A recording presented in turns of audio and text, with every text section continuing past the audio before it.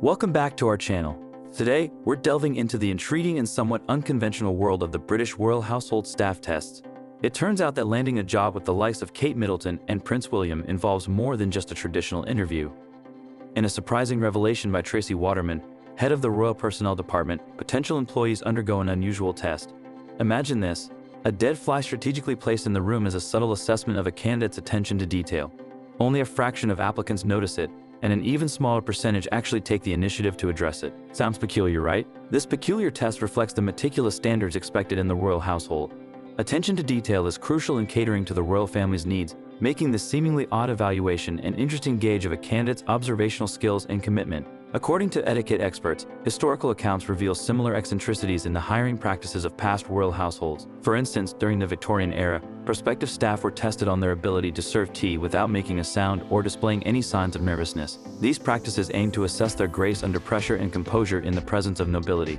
It's fascinating how these tests echo historical practices and reflect the unique expectations of serving the royal family.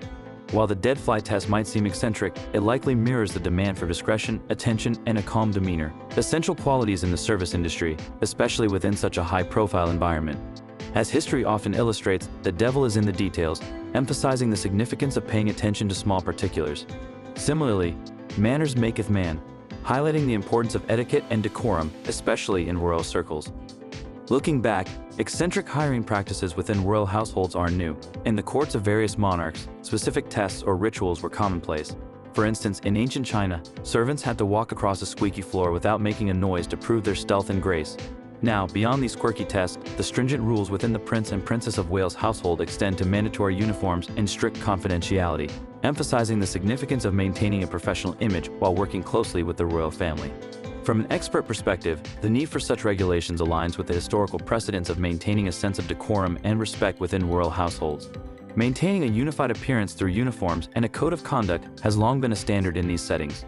These stringent rules might seem rigid, but they echo a tradition aimed at upholding the dignity and professionalism associated with serving the monarchy. It's intriguing how these practices persist, evolving with time yet preserving the essence of serving royalty. Instances like the reported tension between Meghan Markle and the Windsor Castle staff remind us that the dynamics within the royal household have always been complex. Similar instances of friction between royals and staff have cropped up in history, often fueled by differing personalities and expectations. In the end, these unique tests and regulations offer a glimpse into the meticulous world of serving the royal family.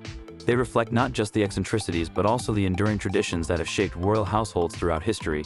Whether it's a dead fly or mandatory uniforms, these practices stand as a testament to the significance of protocol and professionalism in the regal sphere.